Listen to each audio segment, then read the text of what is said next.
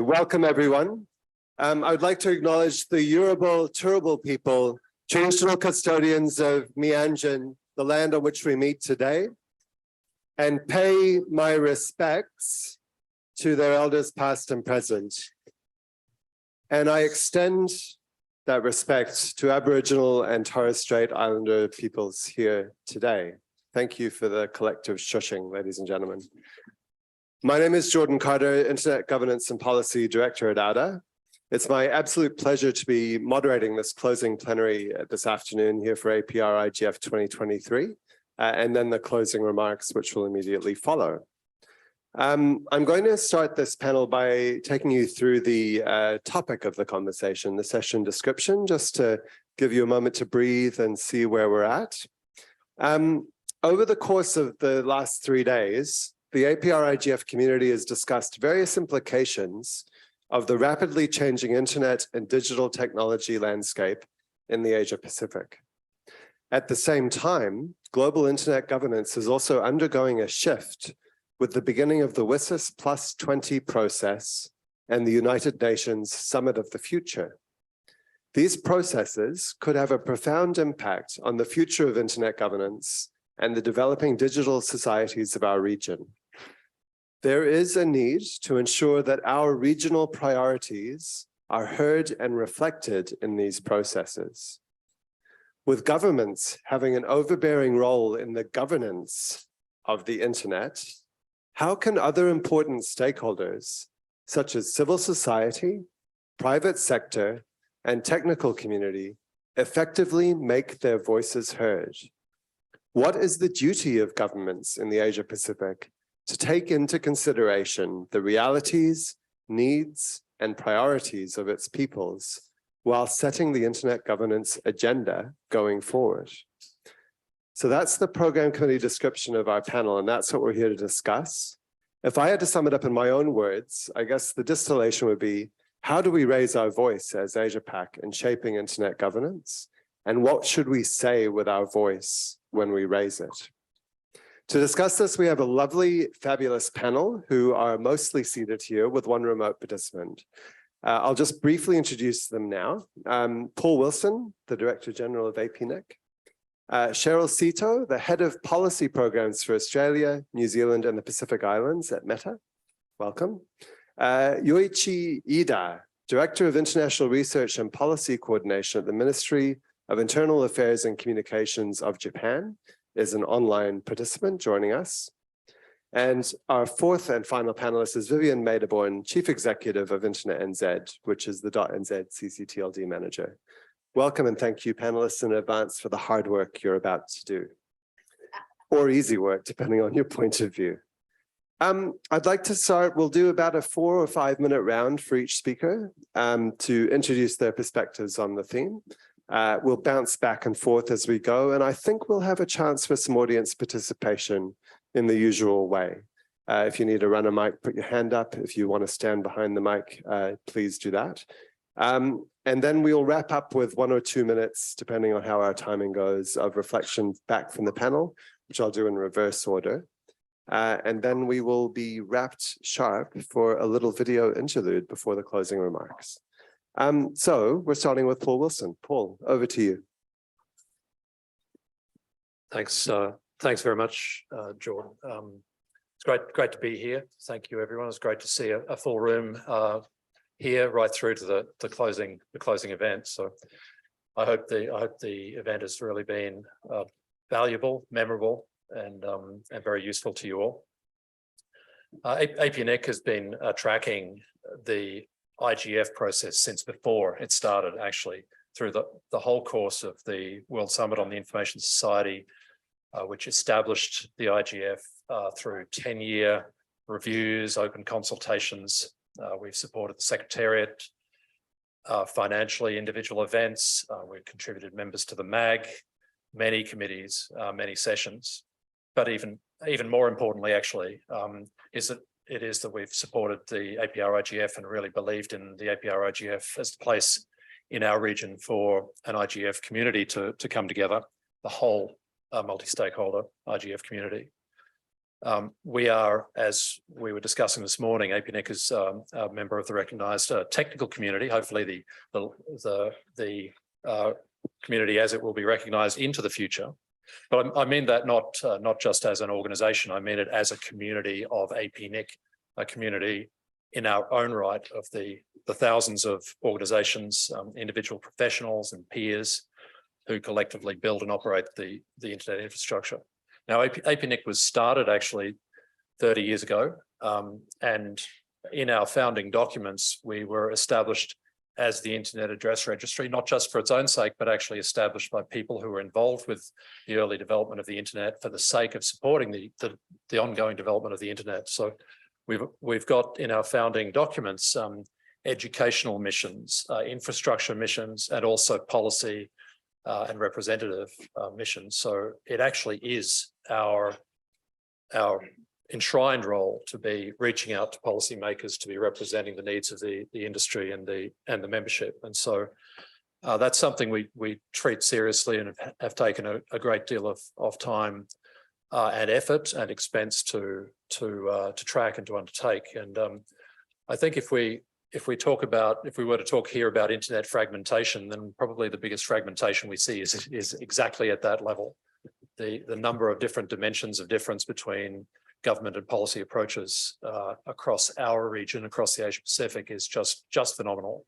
The efforts required to track changes in governments and government personnel across all of the different governments and the different styles of government of the region are astronomical, and it's just truly hard work to do. So I can't say that I've got any secret to that, but to prioritise and to be truly engaged with governments as much as with any other members of the multi-stakeholder community, and recognising that governments need special attention in terms of the rate of, I'll use the word churn, in governments themselves and in government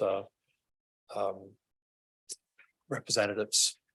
I think a very good example was the fact that I know that the GAC of ICANN during the COVID years, they didn't meet face-to-face, but when they did meet face-to-face after that period of time, I think 60% of GAC members were new in that forum, and that's pretty incredible when you consider the responsibility that governments have to tackle serious and deep issues, and to do so with consistency and with to allow some progress to happen over the years. If things have to start and restart so often, then it's really a handicap. So I just think we accept that this is the nature of that stakeholder grouping. And I know that governments sometimes don't like being seen as just other stakeholders, but that's the way we do talk about governments here. But I think it is the cost of doing business, so to speak, in this realm. And so as I've said a couple of other times here, it's the really important role of the technical community, not just to do our technical work, but to make sure our technical work is understood. And that's I guess we've all heard of Sisyphus. It's a Sisyphean ordeal when it comes to government. We're pushing a boulder up a hill, and we get to the top, and it'll roll down again soon enough, and we'll start again. But it's the cost of what we do. So, look, I think the APrIGF is a fantastic opportunity. I think I'm incredibly encouraged by what I've seen in the rooms here during this week. Because we have been supporting APrIGF, as I said, for many years. Credit needs to go, and I don't take any credit in spite of the support that we've given. I really think the credit is shared, and I just want to say I think that the culture of this event and the approach that we've developed collectively has been a joint effort, but in no small part our friends at .Asia who've been a steady and indomitable force in maintaining APrIGF, doing an incredible job as a secretariat, but also critically bringing youth alongside their Net Mission project, which is really responsible for a lot of the energy and a lot of the valuable contributions here. And so I just hope that when we see that dynamic, that it's being recognised, it's being accessed and appreciated by by the governments and the policy makers and so forth, who can really see that there's something very substantial that's happening here and something that they can't afford not to take a note of. Look, I might leave it there and thanks. Brilliant. Thank you very much, Paul. Our next speaker is Cheryl. Over to you. Thanks so much, Jordan. And hi, everybody. And I'm really so pleased to be part of this panel with such fantastic groups. So thanks for having me. My role at Meta is to lead our policy programs work. And for example, this includes our community education initiatives and research for Australia, New Zealand, and the Pacific Islands. And we build out these programs in partnership with NGOs, with civil society organisations, academics, and others across areas such as online safety, media and digital literacy, supporting economic impact and disaster response. And at Meta, we're really committed to being a constructive partner when it comes to designing, implementing and addressing the effectiveness of new laws and other initiatives that are aimed at improving people's safety and their broader experiences online. So, as has come up throughout the discussions over the last few days, internet governance is so complex, as we know, and needs to continually evolve to respond to changing contexts, as well as new technologies. And in that, there will always be trade-offs, such as voice versus safety, or transparency versus right to anonymity. And all of these need to be balanced and then rebalanced as operating environments and technologies continue to shift.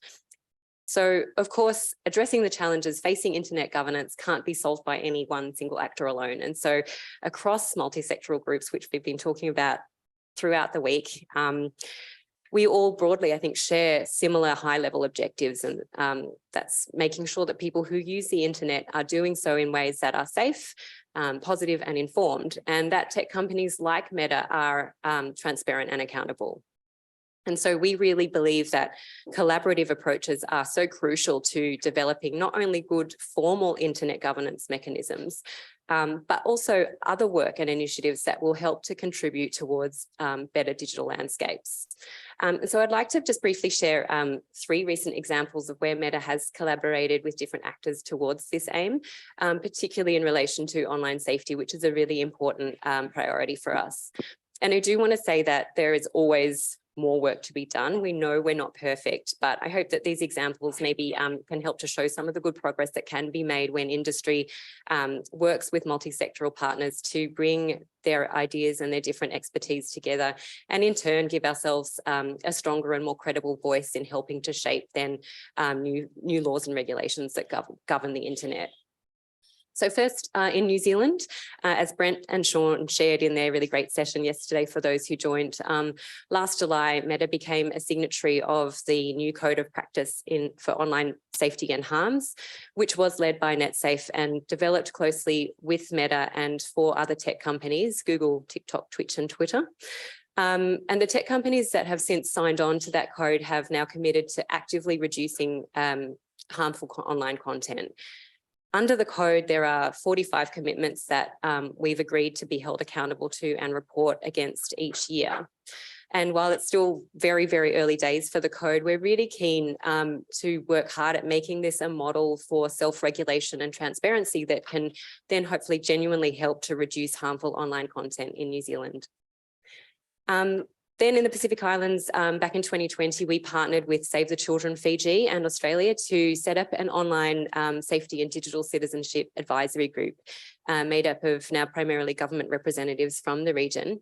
And this group has provided us with a forum for being able to share the different challenges and efforts that are underway to address online safety in Pacific Island countries. And it's also helped us to then steer the development of our I Am Digital Online Safety Education Initiative, which Save the Children and Meta have delivered together since early 2021 now in 7 Pacific Island countries.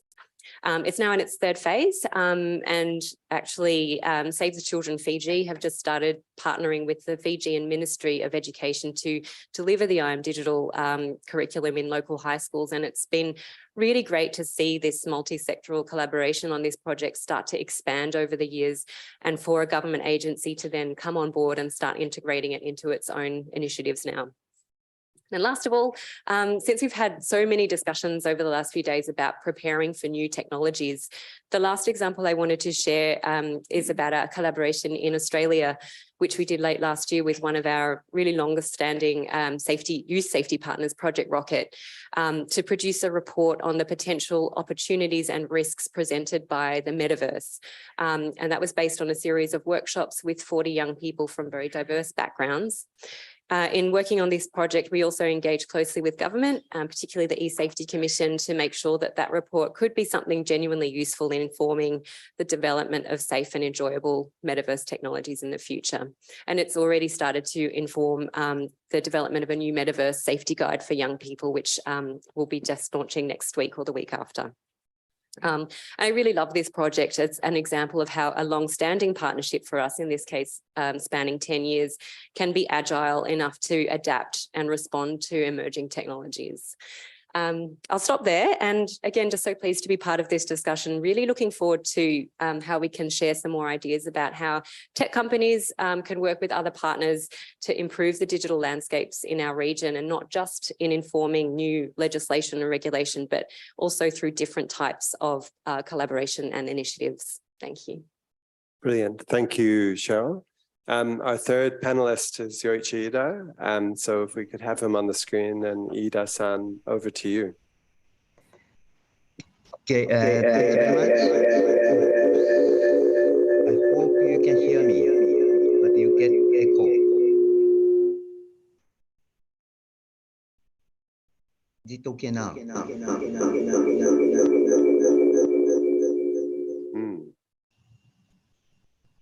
Oops.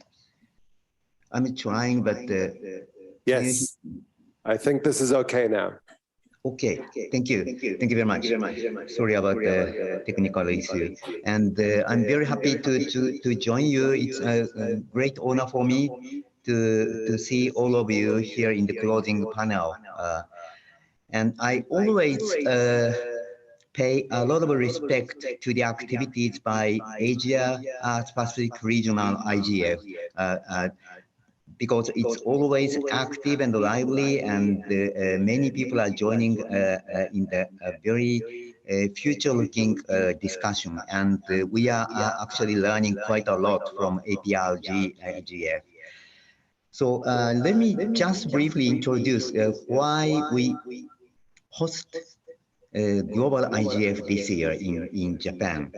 Actually, that started in the year 2016 when we hosted the previous G7 meeting in our country. At that time, we hosted G7 ICT Ministers meeting, which was the first ICT or digital ministers meeting in the history of G7. And the ministers discussed the importance of free flow of information across borders, improving security or promotion of innovation, how to achieve SDGs, how to achieve inclusive development of the society through ICT technologies. And our ministers all agreed the importance of multi-stakeholder approach to realize all those policy objectives together. And our government, our ministry, recognized once again the importance of Internet Governance Forum.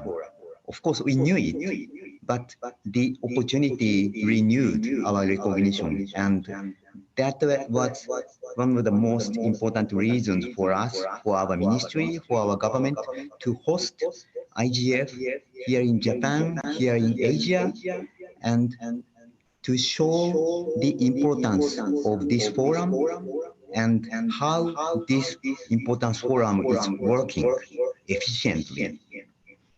So this is most important objective for us to host IGF in Kyoto.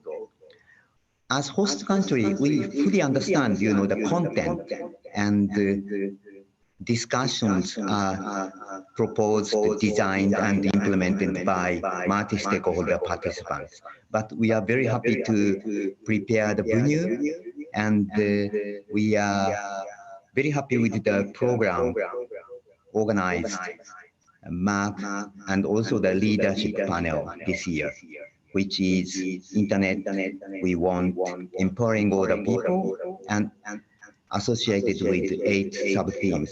So we are very eager to support all participants from around the world, in particular from the Asia Pacific regions, to discuss your challenges, your efforts, and your requirements together with different communities from different regions, and also from the people from Japan. One of the objectives for our government is also to activate the Japanese internet community, especially in promoting the discussion on internet governance.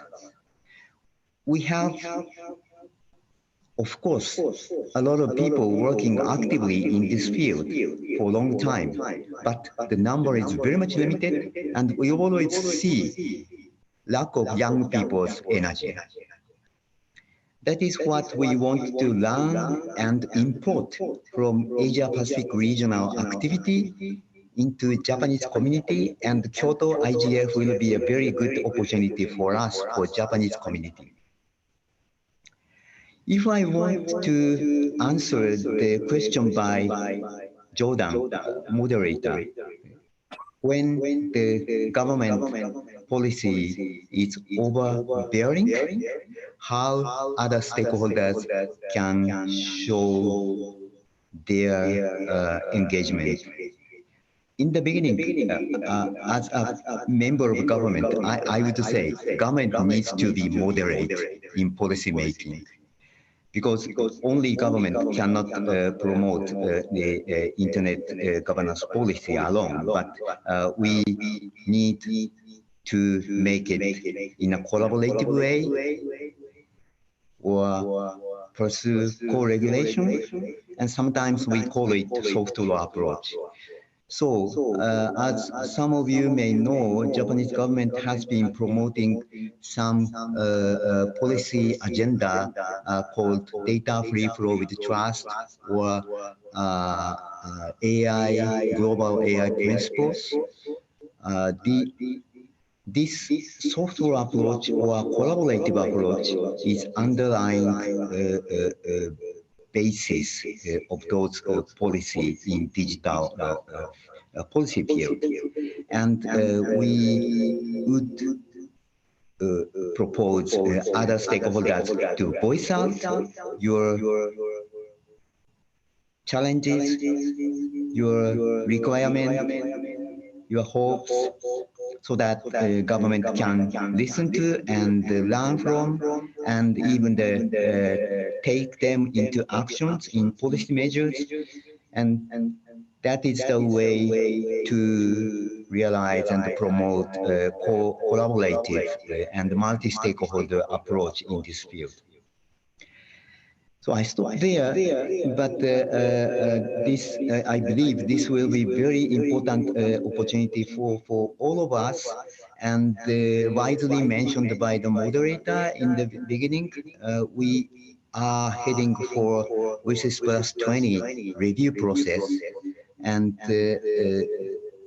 I believe the common objective for us is how we can protect and even promote, strengthen this multi-stakeholder approach in internet governance in 2025 and beyond. So thank you very much, and I look forward to the discussion. Thank you. Thank you very much, Ida-san. And I think we had a little bit of echo here in the room, so we might need to ask you to, if there's a second account or speakers going, perhaps you could mute that for the next session. Thank you. Our fourth speaker in the panel is Vivian Maderborn. Vivian, over to you. Kia ora, thank you, Jordan.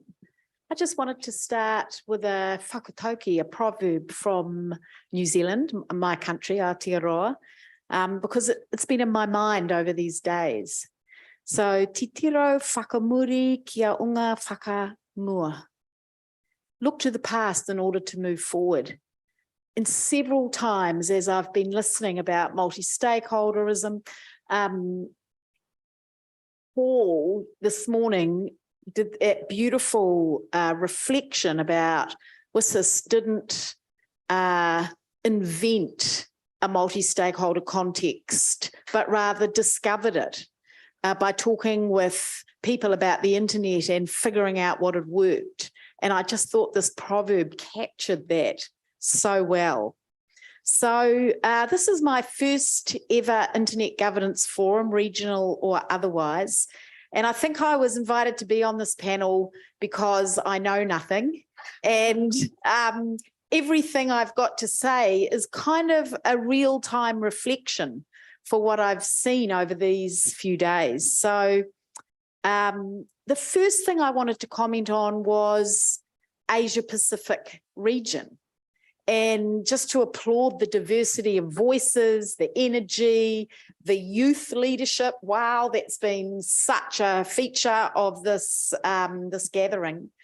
And the call to action I heard from those conversations was, if this region, as diverse as we are, as developing, as so-called developed, as urbanised, as rural, the power of the Indigenous movements within this region, the connectivity or still struggling to be connected.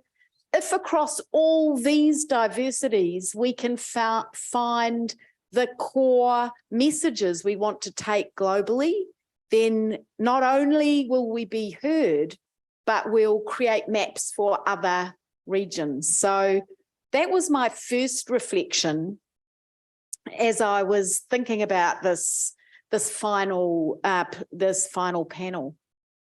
You know, once I read a book called The Answer to How is Yes. It was written by a man called Peter Block, and who wouldn't read a book with that kind of title?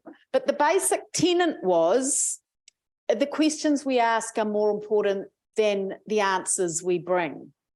And I love that when I heard in one of the panels, this is a gathering of decision makers, not decisions, because it focuses back on the exploration rather than on the decision, on going deeper with the question rather than jumping to the first logical answer. And wow, did I ever hear some questions? How do we move beyond trust and into an exploration of accountability? How do we confront and invite the issues of inclusion and disability rights? How do we explore and deepen what is possible regionally to share globally? Yesterday at the town hall, I heard a really passionate plea for us to focus on human-centered design and internet innovation. And to the extent that we have influence as people involved in internet governance, to watch for the consequences of innovation that further marginalise, exclude or belittle people, and especially already marginalised groups. All these multifaceted and deep questions we can respond to nationally, regionally, and globally. So what a privilege to be involved in internet governance from that point of view. A question that I heard, or a statement I heard at the previous town hall, was something like that. I haven't got this quote exact, but you know, I live in the protocol and internet governance level of the internet. When will we stop being distracted by what's new and apply ourselves to this level because no one else will. I really felt that like a call to action. And there are other forums where I can talk about AI or I can talk about cybersecurity, but there are no other forums who are really as a priority focusing on internet governance. I heard a lot of offerings at this gathering on how we could do internet governance better.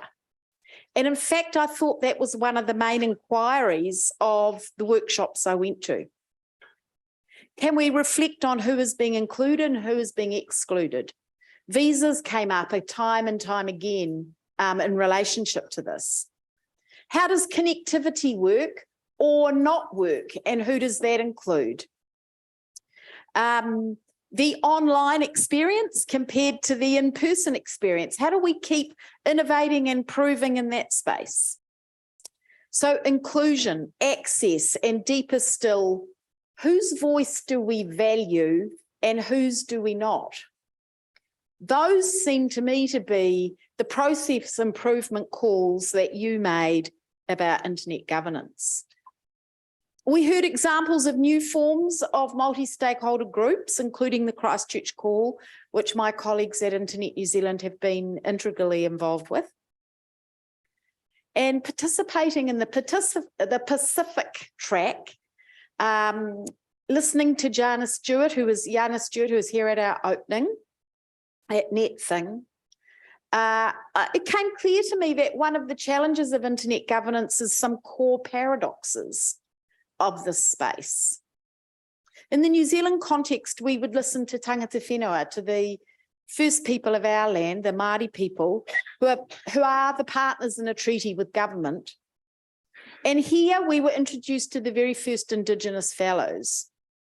So one of the paradoxes that residing and listening to Indigenous people is, how do we listen deeply locally and then act nationally, regionally, and globally? How do we go beyond the listening and the representing those voices, but rather bringing those voices with us? Which comes back to, who do we include and how do we exclude? The paradox of more and more connectivity in some places and slow and patchy access for others across the region and even within countries is another paradox. I was struck by the insights I heard about the need for internet governance to focus on minimising harm and maximising openness and inclusion. But you know, the thing I found it hardest to hear and to know how to kind of write a list for was, what is internet governance? And so here's a little brainstorm my colleagues and I have been having over this time. We just can't miss out the work of the multi-stakeholder approach as core to internet governance. And I think in response to Jordan's core question here, you know, what do we need to do to bring our thinking together? The thing I'm taking home as a call to action is, how do we, Internet New Zealand, do that really well in New Zealand? How do we involve our community in strong multi-stakeholder conversations? I want to acknowledge the outer paper on, you know, the roadmap, and also the APrIGF blog and other work. There was much to learn here in preparation to coming to this gathering. And certainly what I've got is a sense of urgency that I didn't have previous to coming here. You know, that this is something that's time framed. And I, you know, am new enough to have not really had a sense of that prior to now. I love the idea that the Kyoto Internet Governance Forum is just around the corner, and there will be opportunity to follow up quickly and already making connections with people to do that. So that's certainly internet governance. Universality in the internet is certainly internet governance, such a powerful policy project that addressed the inclusion of all people. Encryption turned up on my radar as an internet governance issue. Somebody said the last bastion of interoperability. Regulation and digital policy from governments that might affect the internet. And we've just been talking about fragmentation. What an awesome session that was. The balance and role of name supporting organisations like Internet New Zealand in responding to online harm. You know, what is it? How do we figure that out in the balance of an open, safe internet? Perhaps most importantly, I want to come back to how in our own countries does this work build our muscles for multi-stakeholder processes, and how do we then bring that learning and our cultural differences here so we know how to put it into a cross-cultural space? How do we build cross-cultural competence? I have found myself over these days reflecting on other human rights movements I've been part of and the importance of citizenship voice. And I've also heard how fast the environment is changing and how hard civil society is finding it to just keep up, let alone organise, synthesise key messages and participate in everything. So I want to think more about that in terms of how our internet governance, we can improve this conversation about multi-stakerism. So I just want to complete returning to the whakatauki from the beginning. Titiro whakamuri ko kiri whakamua. You know, that whakatauki invites our ancestors into the room and invites the people who've been before, as well as those future leaders, and kind of whips it into a spiral where the energy of hope and continuing learning is present. So on that note, I'll complete.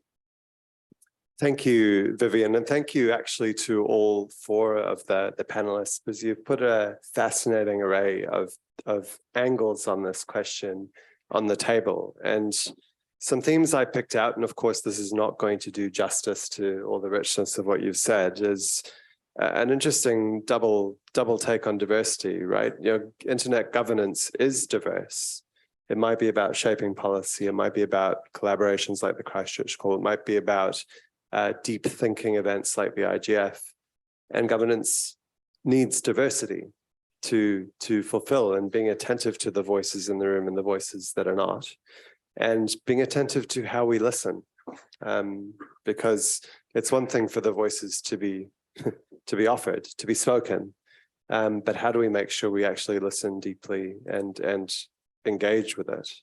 And another theme that's come through not just in your remarks, but also more broadly, is what are we here to govern? What is the subject matter of internet governance? Do we need to broaden it because the internet connects with everything, and so it's an interrelated set of systems beyond traditional internet governance? Or do we need to narrow it so as to get focus and attention on those names and numbers, or the plumbing or the tech, however you want to describe it? And a third one is this sense of a journey, of a discovery, of a storytelling around the internet and how it's come to be, that has been evoked by a number of people. So I think it's a fascinating set of themes which reflecting on it, you can connect to the question of how do we raise our voice? We do it by collaborating and existing in new ways. And what to say, I think, from this region, as from others, would be diversity is paramount, and building processes that listen is paramount, because otherwise multi-stakeholderism is just a label. It loses its reality. So with those sort of moderatorily comments, can we do another quick round? Because we've got enough time for a few responses from each of you to the others' comments, or to mine if you like. Has anyone got anything they'd like to add at this point?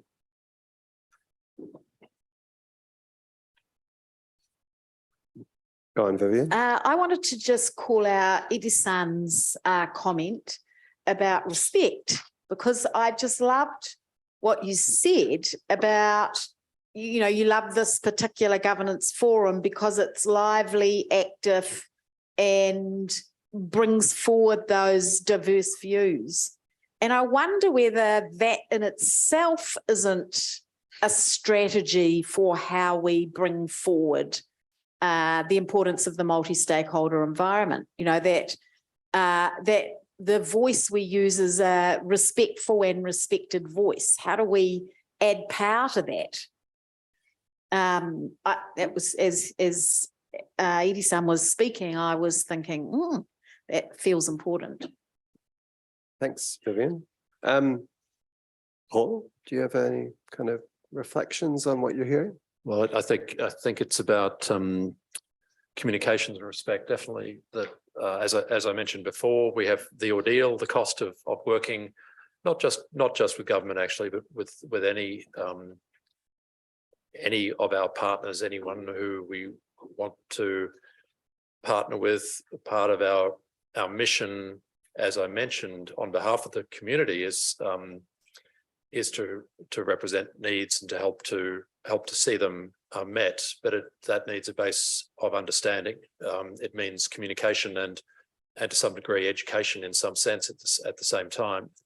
So it's not a complaint. It's just, that is just what we have to do, and in working with anyone who needs to understand this environment, our role and the roles of others, and that's going to go on. But I think the language of clear language and a clear language of respect are absolutely critical.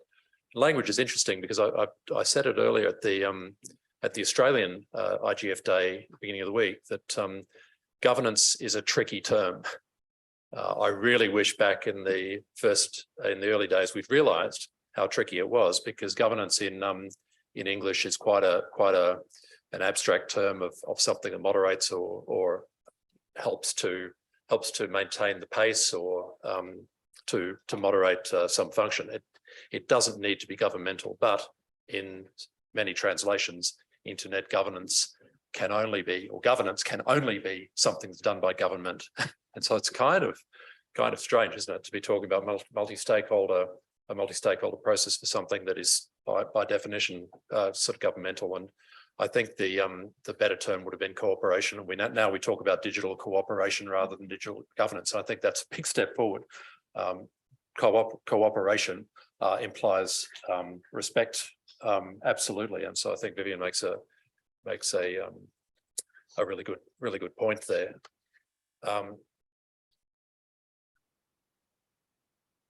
APrIGF, it's a little rough around the edges. It's a best effort, and actually cooperation and coordination do cost.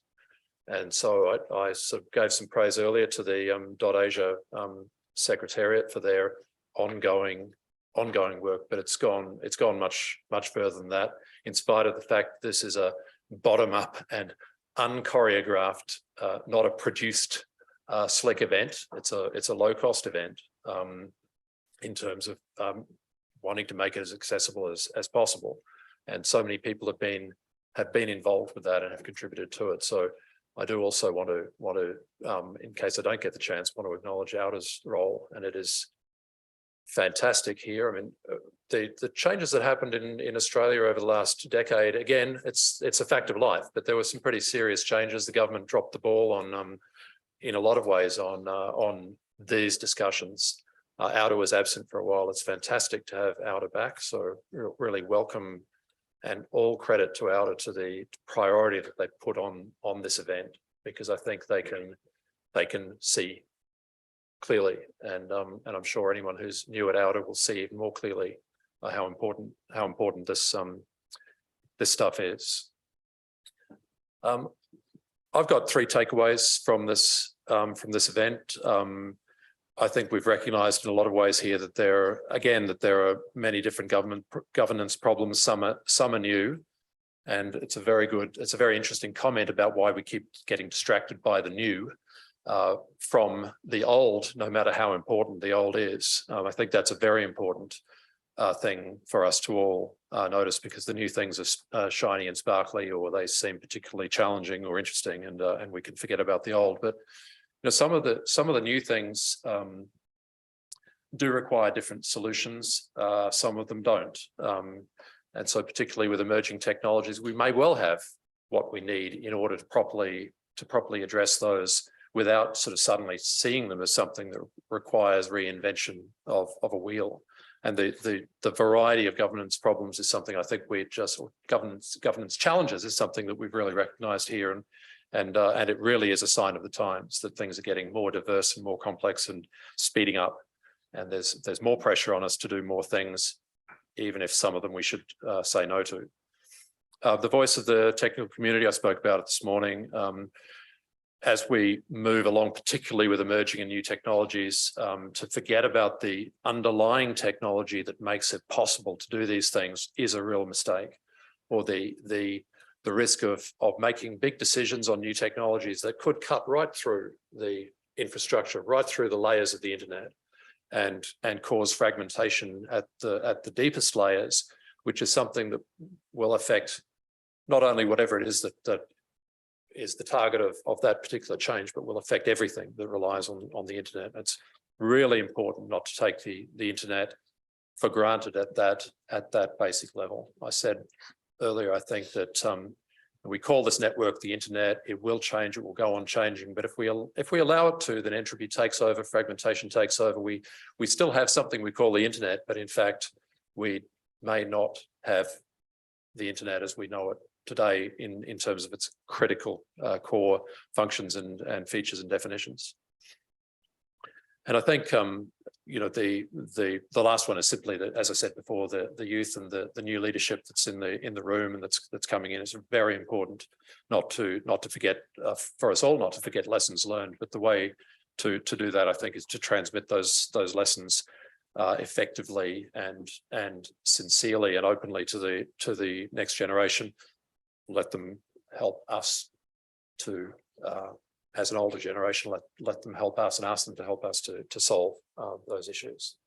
So it's been a very rich week on the role of everyone in this room.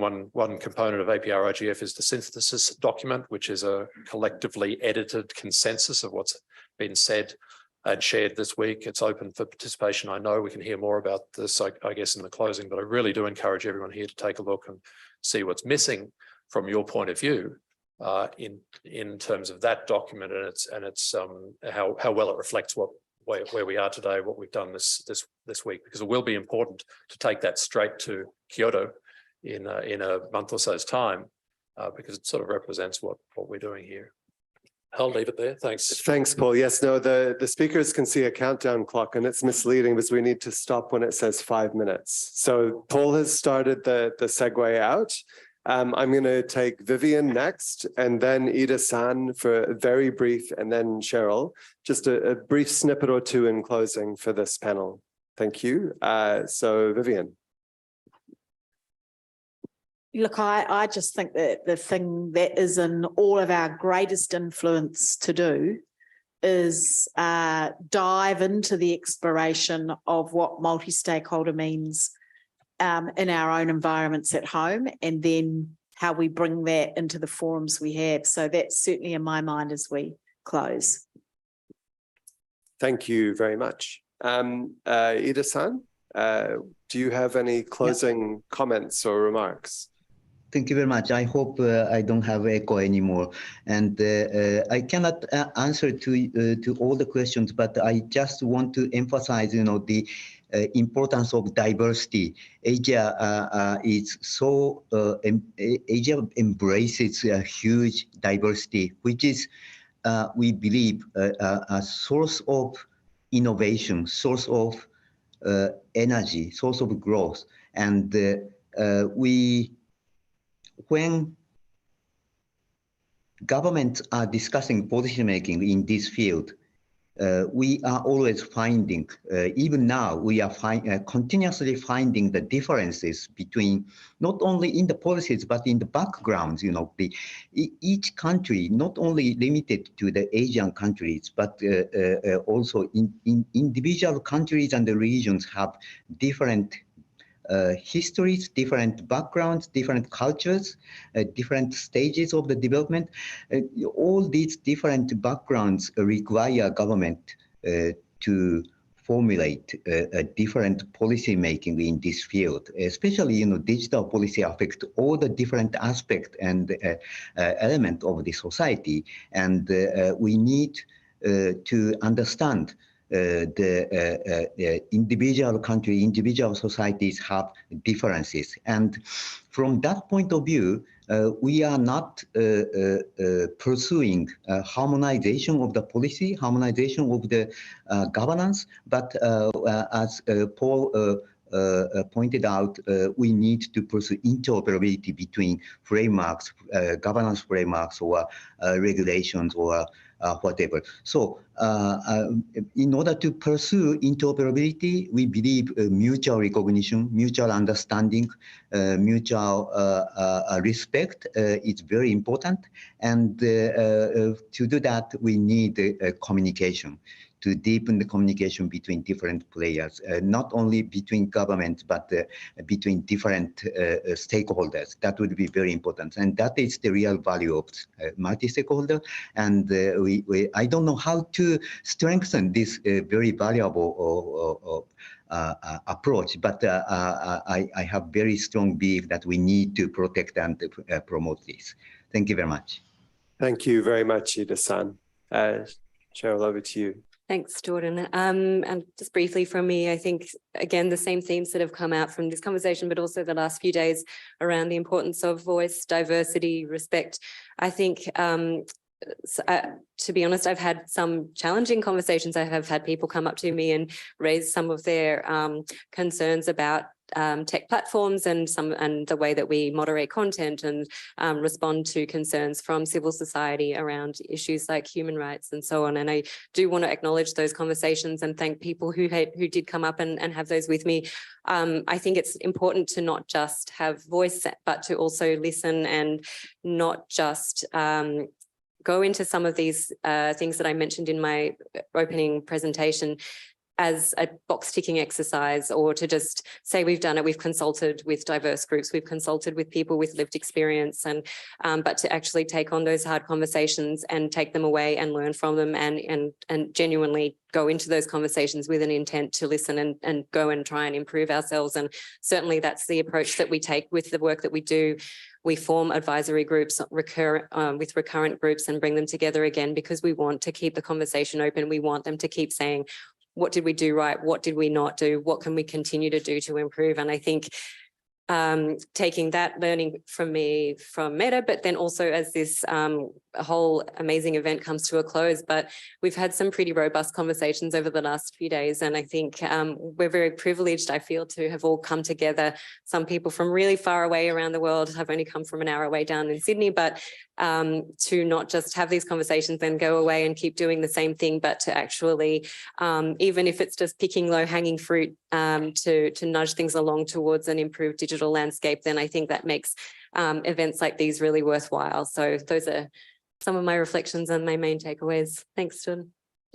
Thank you very much, Cheryl, and thank you to the entire panel for a set of insights. If there's an action for all of us, I think, from this, it's as we go home to think about how we act on this in our day-to-day lives and in our day-to-day roles, whether it's listening better, expanding the diversity, or raising our voices on the issues that we care about. Let's do more of it. Thank you very much.